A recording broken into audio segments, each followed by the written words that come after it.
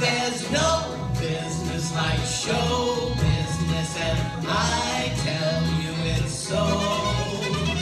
Traveling through the country is so thrilling, standing out in front on opening night, smiling as you watch the theater filling, and there's your billing out there in lights.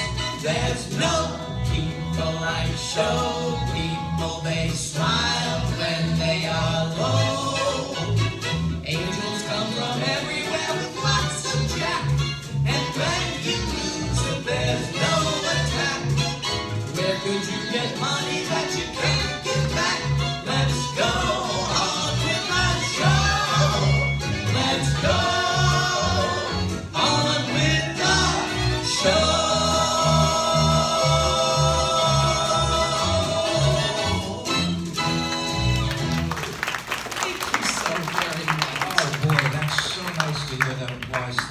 Thank you very much. We appreciate it. My name is Bob. This is my wife, Libby. We have been doing this now for about 5 years. Last year, we just came here from Atlanta.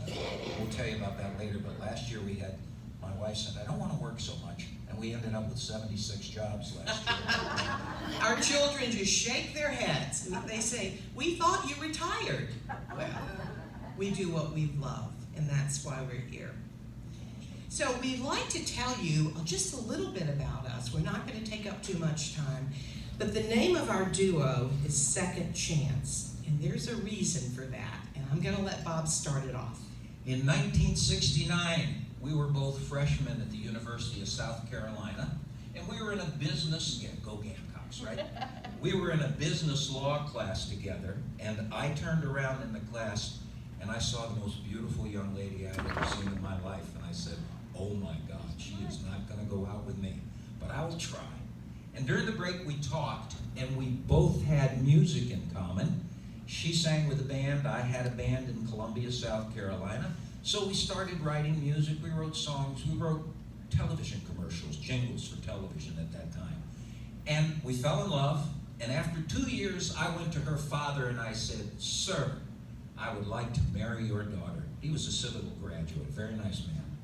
He said, well, I know you, son. You're at the university, but I'm not quite sure. What is it that you do? And I said, well, I'm a musician. Oh. That was the first strike. That was the first mistake right there. And the second mistake is, well, how are you going to support my debutante daughter? And I said, well, I thought we could go in the Army together. Well, that would not have been a bad suggestion, except there was a Vietnam War crisis going on at the time. And my father, who was had a good heart, put his arms around both of us. He said, kids, I know you have a lot of love, but you really don't have much of a plan. So, you go back to school, Libby. Bob, you go back to school, and we'll revisit this. If the love is there, it will last. Well, I was a good daughter back then. In the 60s, you did what your parents said, and I went back to school. My husband's Italian, a little bit dramatic. He said, I'm not staying here. I'll just join the Army and go to Vietnam. And he did. And we lost touch for 45 years. We had different lives. And in 2010, we found ourselves, I was in Virginia, he was in Boston, and we found ourselves both alone. Our children were grown. And has anybody heard of Facebook? Okay. So one of my daughters said, Mom, you can just put anybody in here and you'll find them. So I thought, well, I wonder whatever happened to Bob Kalia. So I put his name in and this picture popped up and it looked just like his father. A very handsome man. Yes. And you are, just like you. We met again, the love was still there. This was 2010, we got married. And so we call ourselves Second Chance because God gave us a second chance. That's our story, and we're sticking to it. Is there a canopy in store for me?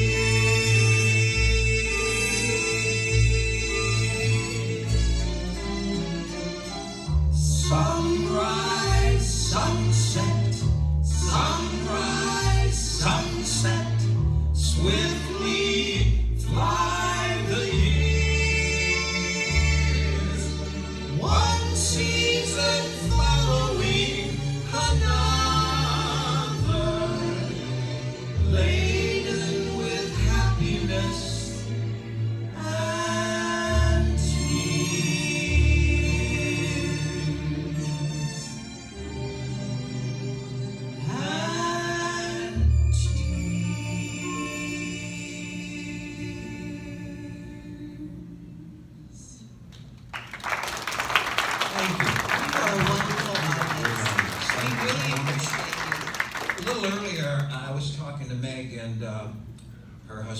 Air Force, so she gets to travel everywhere all the time.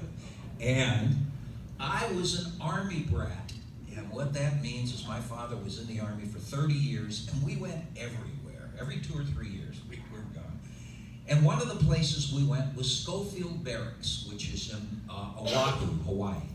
And I'd been playing the trumpet since I was 6 years old. I was 13 when we arrived in Hawaii. And my mother took me to see Louis Armstrong and his All-Stars.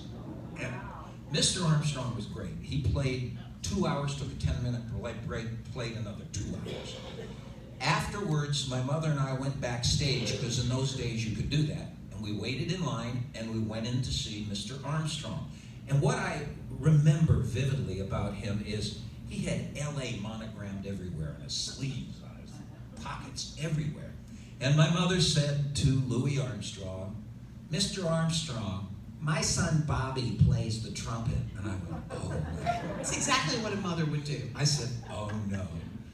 This is a true story. Mr. Louis Armstrong got up, came over to me, took my hand, put one hand on my shoulder, looked right at me and said, "Keep practicing, boy."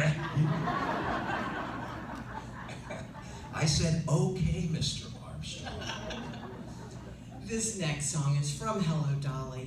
And actually, we know that Louis Armstrong was not in Hello, Dolly, but he did love that lead song and got permission to do it. Actually, Carol Channing was in Broadway, Hello, Dolly, and I saw her in 1964.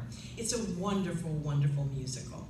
And the timing was perfect, and everybody loved what they were able to create with that, I think. It won 10 Tony Awards, including Best Musical, a record held for 37 years. And of course, you know, Bette Midler has revived it, the role of Dolly, but it's never quite the same as it was with Carol Channing. We're doing our rendition of this. On the boat.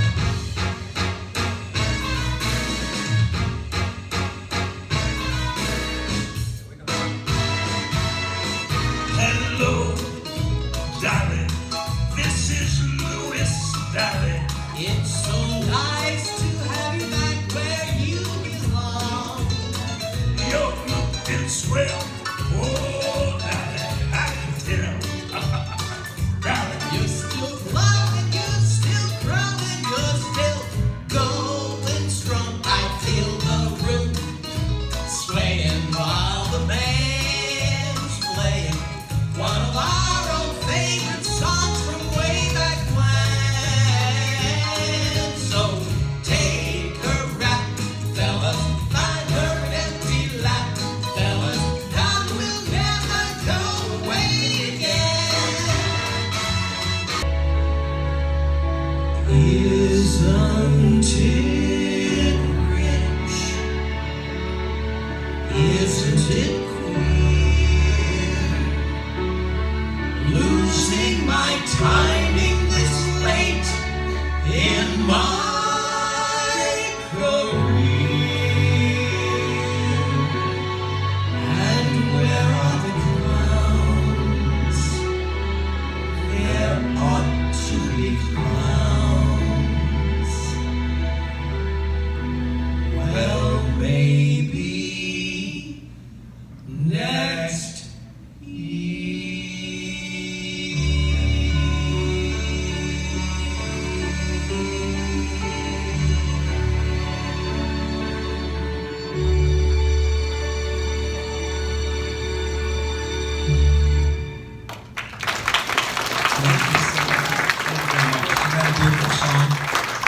This next 1966 Broadway production became a hit, inspiring what? Numerous productions in London and in New York, as well as a 1972 film by the same name. Now you got to understand, it was set in 1931 Berlin as the Nazis are rising to power. It's based on nightlife at the seedy Kit Kat Club and revolves around young American writer Cliff Bradshaw and his relationship with 32-year-old English cabaret performer Sally Bowles. Liza Minnelli will be most remembered for singing this next song from the play.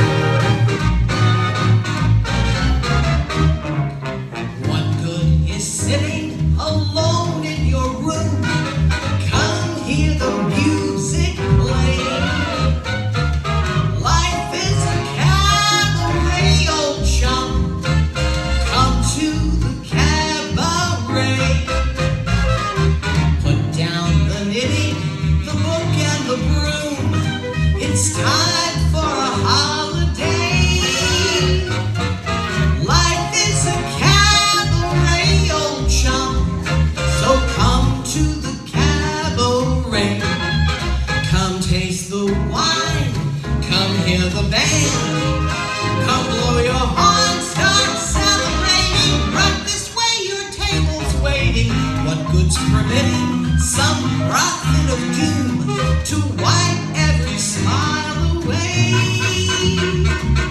Life is a cabaret, old chum, so come to the cabaret.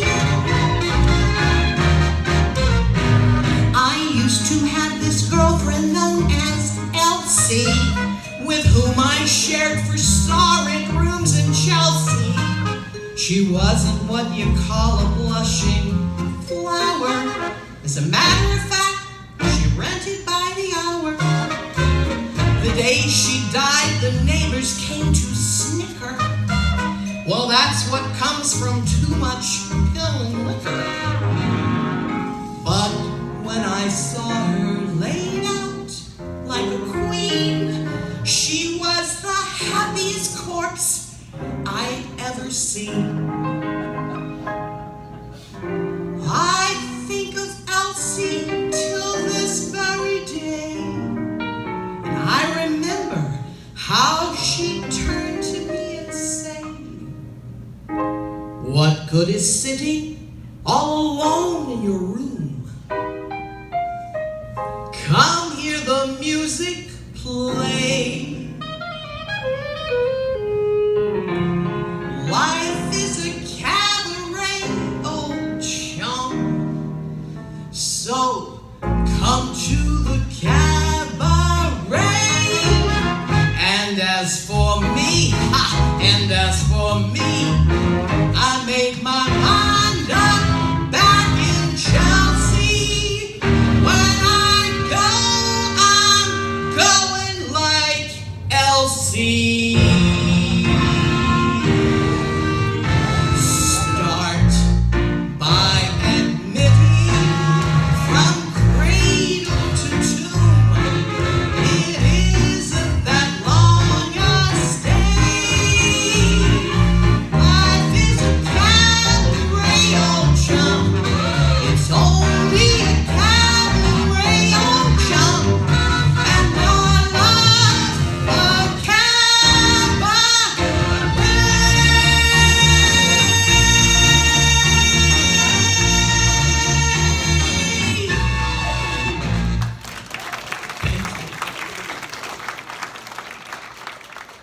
Great job.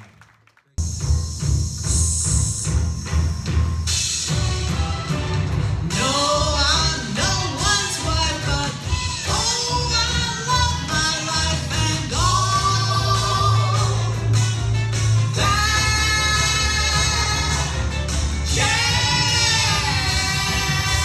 jazz.